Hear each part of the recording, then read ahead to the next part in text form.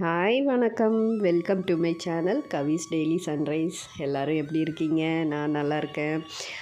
கொஞ்ச நாளாக வீடியோஸ் போட முடியல. எனக்கு உடம்பு முடியாமல் போயிடுச்சு. என்னடா அடிக்கடி உடம்பு சரியில்லைன்னு வீடியோ போட மாட்டேங்கன்னு நினைக்காதீங்க. என்னால் சில காம்ப்ளிகேஷன்ஸ் உடம்புல இருக்குது. ஸோ டாக்டர்கிட்ட போகிற மாதிரி இருக்குது. வர வீடியோஸில் அது தெரிஞ்சுப்பீங்க. இப்போ அது தேவலாம். அதனால் சரி, ஏற்கனவே எடுத்து வச்ச வீடியோஸை தான் இப்போ போட்டுக்கிட்டுருக்கேன்.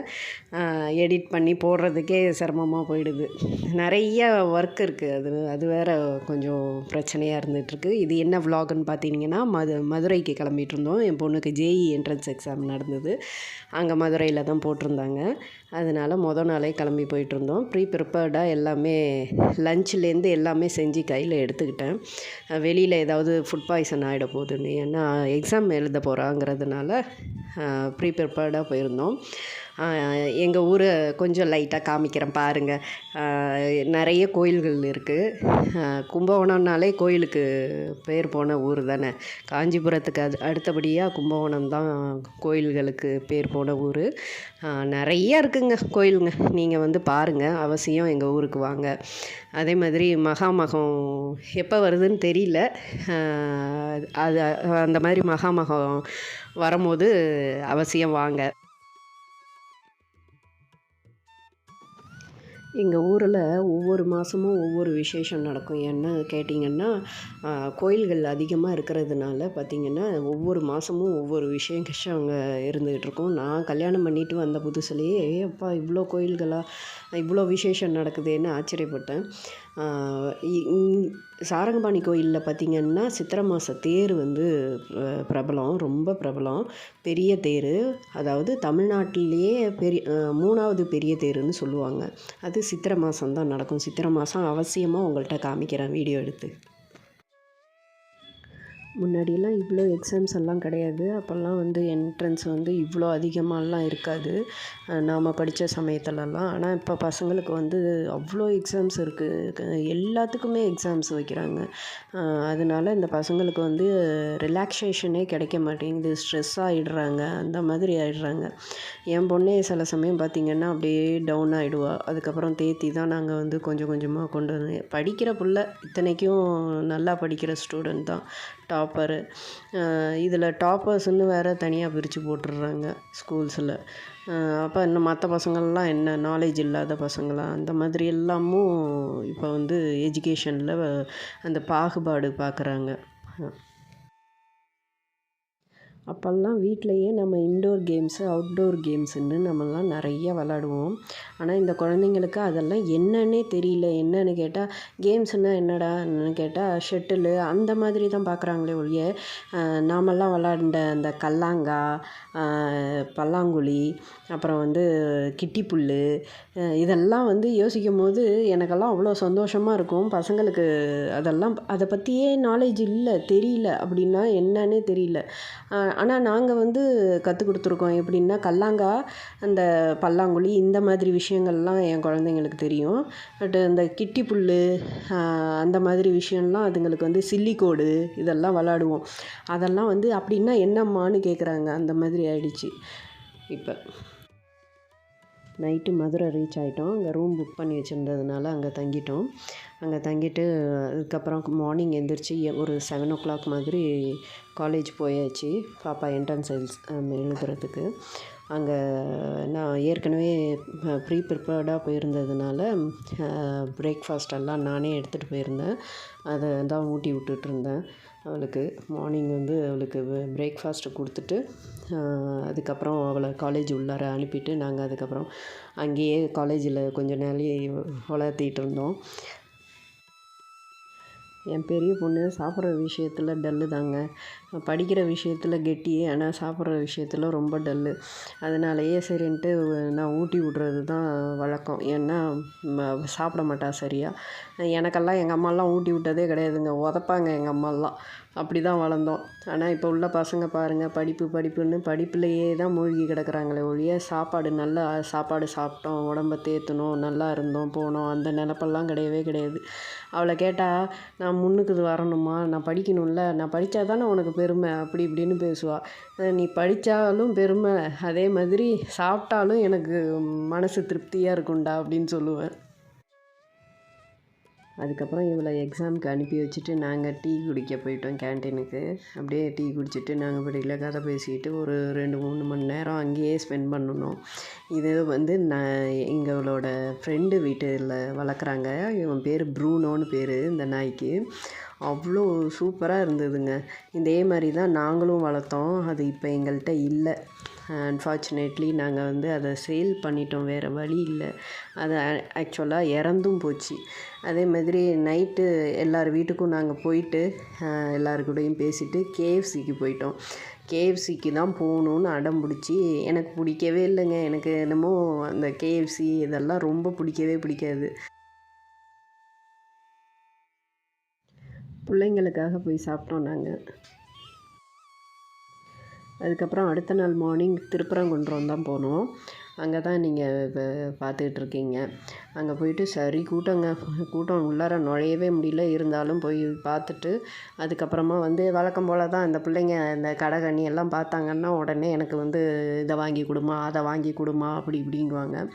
அதில் நான் என்ன வாங்கினேன்னா ஒரு வேல் உண்டு வினை இல்லைன்னு சொல்லுவாங்க. அந்த மாதிரி முருகப்பெருமானோட ஒரு வேல் வாங்கினேன். அதேமாரி அட்சய பாத்திரம்னு சொன்னாங்க, அது ஒன்று வாங்கினேன். அதை காமிக்கிறேன் பாருங்கள். அதுக்கப்புறமா வீட்டுக்கு வந்துட்டு உங்கள்கிட்ட காமிக்கிறேன். இடையில இந்த ஸ்டேஷ்னரி ஐட்டம்ஸ் எல்லாம் வாங்கினாலுங்க. பிள்ளைங்கனாலே அந்த மாதிரி தானே.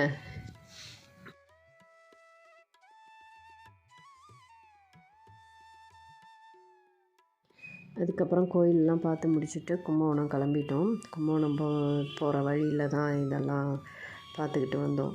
நல்லா இருந்தது. ரோடும் சூப்பராக இருந்தது. அதுவே நல்ல சீனரிஸும் நல்லா இருந்தது. பார்த்துக்கிட்டே வந்தோம். அதுக்கப்புறம் தஞ்சாவூர் வந்துட்டு அங்கே வந்து மத்தியானம் லஞ்சுக்கு பிரியாணி தான் வாங்கினோம். பிரியாணி கேட்டாலுங்க, சரின்ட்டு பிரியாணி வாங்கிட்டு வந்து வீட்லேயே சாப்பிட்டுக்கலான்னு. ஏன்னா அங்கே ரெஸ்டாரண்ட்டில் அவ்வளோ கூட்டம் இருந்தது. சரின்ட்டு வீட்டில் வந்து சாப்பிட்டுக்கலான்ட்டு வீட்டுக்கு வாங்கிட்டு வந்துட்டோம்.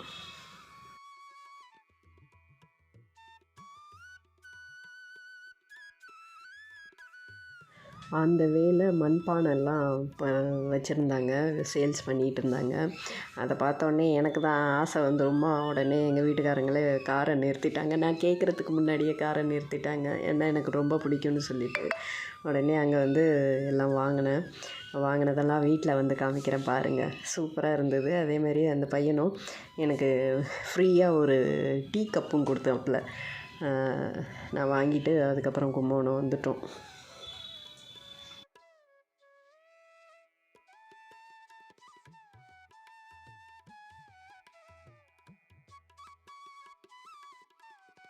அதுக்கப்புறம் வீட்டுக்கு வந்துட்டு அடுத்த நாள் வந்து ஒரே ட்ரையாக போச்சுங்க. தலை முடியெல்லாம் ட்ராவல் பண்ணாவே அந்த மாதிரி ஆகிடும். அதனால் நான் ஒரு ஹேர் பேக்கு ரெடி பண்ணேன்.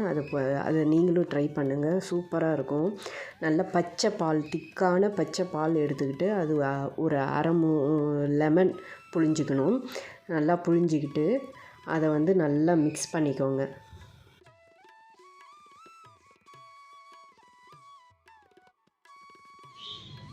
முதல்ல நல்லா ஹேரை வந்து நல்லா சீவிடணும். சிக்கு இல்லாமல் சீவிடணும். அதுக்கப்புறம் தான் இந்த பேக்கை வந்து லேயர் பை லேயராக அப்படியே வாக்கு எடுத்து வகுடு அப்படியே எடுத்து அதில் வந்து அப்படியே தடவணும். நல்லா மசாஜ் கொடுக்கணும். ஹார்ஷாக என்றைக்கும் முடிக்கு வந்து நீங்கள் எந்த ஒரு ட்ரீட்டும் பண்ணக்கூடாது. ஹார்ஷாக பண்ணிங்கன்னா உடஞ்சி போகிறதுக்கு வாய்ப்பு இருக்குது. என்னோடய முடி வந்து இன்னுமே லாங்காக இருந்தது. அதுக்கப்புறம் வந்து நிறையா ஹெல்த் இஷ்யூஸ் வந்து இந்த மாதிரி முடி கொட்டி போச்சு. இருந்தாலும் நான் வந்து மெயின்டைன் பண்ணிகிட்ருக்கேன். எப்படின்னு கேட்டால் இந்த மாதிரி ஹேர் பேக்கு இதெல்லாம் யூஸ் பண்ணி தான். அதே மாதிரி கெமிக்கல் நிறைய யூஸ் பண்ணாலும் ஹேர் வந்து வீணாக போயிடும். அதனால் கெமிக்கல் வந்து யூஸ் பண்ணக்கூடாது. நிறையா கெமிக்கல் ட்ரீட்மெண்ட்டு அது இதுன்னு எதுவுமே செய்யக்கூடாது. இந்த மாதிரி இயற்கையாக நம்ம பண்ணிக்கிட்டோம்னா க்ரே ஹேரு, டேண்ட்ரஃபு இதுக்கெல்லாம் வந்து வாய்ப்பே கிடையாது. நான் அந்த மாதிரி தான் பண்ணிப்பேன். பார்லரு அது இதுன்னெலாம் நான் போக மாட்டேன். ஆனால் வந்து நான் இந்த மாதிரி வீட்டிலேயே ஹேர் பேக்கு இன்னும் நிறைய ஹேர் பேக்கெல்லாம் நான் பண்ணுவேன்.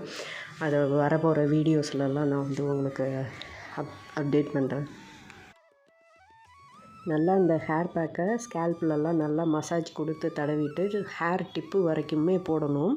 போட்டுட்டு அதுக்கப்புறமா ஒரு 15 மினிட்ஸ் வச்சுருந்துட்டு ஷாம்பு போடுறதா இருந்தால் நீங்கள் வந்து டைல்யூட் பண்ணிவிட்டு தான் ஷாம்பு போடணும். அதாவது தண்ணியில் நல்லா கலந்துக்கணும் ஷாம்புவை. அதுக்கப்புறம் தான் யூஸ் பண்ணணும் ஷாம்புவை. அப்படி இல்லைன்னாட்டி சீயக்காய் போட்டால் ரொம்பவே நல்லது, ஆரோக்கியமானதும் கூட. நான் வந்து ஃபேஸுக்கு வந்து நலுங்கு மாவுன்னு இதில் கிடைக்கும், நாட்டு மருந்து கடையில் கிடைக்கும். அதை வந்து தான் நான் வந்து ஃபேஸுக்கு போடுறது. அதில் வந்து ரோஸ் வாட்டர் 1 ஸ்பூனு நலுங்கு மாவு எடுத்துக்கிட்டு ரோஸ் வாட்டர் கலந்து நல்லா ஃபேஸில், நெக்கில், அப்புறம் வந்து ஹேண்ட்ஸில், அப்புறம் இந்த மாதிரி தடவிட்டு ஒரு 15 மினிட்ஸ் வச்சுருந்துட்டு குளிச்சுட்டு வந்தோன்னா அவ்வளோ ரெஃப்ரெஷிங்காக இருக்கும். அதே மாதிரி டீடேன் ஆகிடும். நல்லா உங்களுக்கு டேன் ஆகியிருக்கிற இடம்லாம் நல்லா பிரைட்னஸ் கொடுக்கும், டீடேன் ஆக வச்சிரும். அந்த மாதிரி தான் நான் யூஸ் பண்ணுறது. பசங்களுக்கும் அதை தான் நானும் ஃபாலோ பண்ணிகிட்டு இருக்கேன். அதே மாதிரி ஃபேஸ் பேக் போடும்போது எந்த பேக் போடணுன்னாலும் நீங்கள் முதல்ல ஒரு பேட்ச் டெஸ்ட்டு எடுத்துக்கோங்க. கையில் ஏதாவது ஒரு பகுதியில் தடவி பார்த்துட்டு அது வந்து ஒத்துக்குமா ஒத்துக்காதான்னு பேட்ச் டெஸ்ட் எடுத்துகிட்டு தான் நீங்கள் பண்ணணும். அப்போ தான் வந்து உங்களுக்கும் சேஃப் கூட. நான் எப்போதுமே இப்படி தாங்க ரெஃப்ரெஷ் ஆவேன். அதுதான் எனக்கு நல்லா ஈஸியான மெத்தடும் கூட. இதை அரைச்சிக்கிட்டு அதை அரைச்சிக்கிட்டு என்னால் பண்ண முடியாதுங்கிறதுனால இது நாட்டு மருந்து கடைகளில் வந்து கிடைக்கும். அது சேஃப் தான். நீங்கள் வந்து பேட்ச் டெஸ்ட் எடுத்து பார்த்துட்டு அதுக்கப்புறமா யூஸ் பண்ணிக்கோங்க. சில பேருக்கெல்லாம் அலர்ஜி ஆகும், சில இது வந்து அலர்ஜி ஆகும்ல, அதுக்காக நான் சொல்ல வந்தேன். ஒத்துக்கிறவங்களுக்கு அது ஒத்துக்கும். அதனால ஒரு பிரச்சனையும் கிடையாது. இதெல்லாம் நாட்டு மருந்து கடைகளில் கிடைக்கிது, வாங்கிக்கோங்க. ஹாய், வீடியோ பார்த்துருப்பீங்க. நான் மதுரைக்கு போயிருந்தேன். பாப்பா என்ட்ரன்ஸ் எக்ஸாம் எழுதுனா யாழினி, அதுக்காக நாங்கள் மதுரைக்கு போயிருந்தோம். அப்படியே நாங்கள் வந்து திருப்பரங்குன்றம், மதுரை மீனாட்சி அம்மன் கோயிலுக்கும் போயிருந்தோம். அதை சொல்லியிருப்பேன் உங்கள்கிட்ட, வ்ளாக்லையே சொல்லியிருப்பேன். அங்கே என்னென்ன நான் பர்ச்சேஸ் பண்ணேன் அப்படிங்கிறத தான் காட்டுறேன். அதுக்கப்புறம் தஞ்சாவூருக்கு வந்து பர்ச்சேஸ் பண்ணேன். அதெல்லாம் தான் காட்டலான்ட்டு உங்கள்கிட்ட முன்னாடி வச்சுருக்கேன். ஒன்று ஒன்றா காட்டுறேன், பாருங்கள். தஞ்சாவூரில் கருப்பு சட்டி விற்றாங்க, ஒரு பையன்தான் விற்றாப்புல. அங்கே தான் வாங்கினேன். நல்லா இருந்தது, அருமையாக இருந்தது. இதுவும் இந்த பாத்திரமும் வாங்கினேன். டிஃப்ரெண்ட்டாக வாங்கணுன்னு எனக்கு ரொம்ப ஆசை, அதனால் வாங்கினேன். அதே மாதிரி ஜக்கு, தண்ணி ஊற்றி வைக்கிற ஜக்கு, இதுவும் நல்லா இருந்தது. இது வந்து ஒரு டம்ளர் அதுக்கு. அதே மாதிரி அந்த பையன், அக்கா நீங்கள் இதை ஃப்ரீயாக எடுத்துக்கோங்க அக்கா அப்படின்னு சொல்லி இந்த டீ கப்பு இதையும் கொடுத்தாப்புல. அதே மாதிரி அடுத்த இதில் நிறையா வருது, நீங்கள் வந்து வாங்கிக்கோங்க அப்படின்னு சொல்லி சொன்னாப்புல. சரிப்பா வாங்கிக்கிறேன் அப்படின்னு சொல்லிவிட்டு இதெல்லாம் வாங்கிட்டு வந்தேன். நியாயமாகவும் இருந்தது ரேட்டு, எனக்கு கேட்டால் நியாயமாகவும் இருந்தது. அது வந்து 150. இது வந்து இன்னும் கொஞ்சம் கூட சொன்னாப்புல, ஆனால் குறைச்சிக்கிட்டாப்புல. எனக்கு சரியாக ஞாபகம் இல்லை, ஆனால் குறைச்சிக்கிட்டாப்புல. எல்லாமே ஒரு 580 என்னமோ வந்தது, எல்லாமே சேர்த்து. நியாயமாக இருந்தது. எங்கள் ஊரில் கும்பகோணத்தில் வாங்குறதுக்கு எனக்கு இஷ்டமே இல்லை. அவங்கெல்லாம் ரேட்டு வந்து ஜாஸ்தி சொல்கிறாங்க, அதனால் எனக்கு இஷ்டம் இல்லை. ஆனால் தஞ்சாவூரில் கம்மியாக இருந்தது, நான் வாங்கிட்டேன். இன்னும் இட்லி குண்டான்லாம் கேட்டிருக்கேன், வரும்னு சொல்லியிருக்காங்க, வாங்குவேன். அதேமாரி இதெல்லாம் எப்படி இருக்குதுன்னு சொல்லுங்கள், எனக்கு அவசியமாக சொல்லுங்கள். என்ன ஃப்ரெண்ட்ஸ், எப்படி இருக்குது இதெல்லாம்? அந்த பாத்திரம் வாங்கினது இதெல்லாம் எப்படி இருக்குதுன்னு எனக்கு கமெண்ட்டில் சொல்லுங்கள். அதேமாரி இந்த வேல் எப்படி இருக்குதுன்னு எனக்கு கமெண்ட்டில் சொல்லுங்கள். எனக்கு முருகன்னா பிடிக்கும், உங்கள்கிட்ட ஆல்ரெடி சொல்லியிருக்கேன்னு நினைக்கிறேன். இந்த வேல் எப்படி இருக்குதுன்னு எனக்கு கமெண்ட்டில் சொல்லுங்கள். அதே மாதிரி நிறைய பேர் சப்ஸ்கிரைப் பண்ணாமல் பார்க்குறீங்க, அவசியம் சப்ஸ்கிரைப் பண்ணிவிட்டு பாருங்கள். அதேமாரி அந்த பெல் ஐக்கானையும் கிளிக் பண்ணுங்கள். அதேமாரி லைக் பண்ணுங்கள், ஷேர் பண்ணுங்கள். உங்களோட ஃப்ரெண்ட்ஸ், ரிலேட்டிவ்ஸ் எல்லாருக்கும் ஷேர் பண்ணுங்கள். அப்போ தான் எனக்கும் ஒரு மோட்டிவேட்டடாக இருக்கும், மேலே மேலே வீடியோஸ் போடுறதுக்கு. இதுக்கெல்லாம் வந்து எனக்கு ஒரு மோட்டிவேஷனாக இருக்கும். அவசியம் பண்ணிடுங்க. இது வரைக்கும் எனக்கு வந்து ஆதரவு கொடுத்த அனைவருக்கும் எனது மனமார்ந்த நன்றிகள். தேங்க்யூ.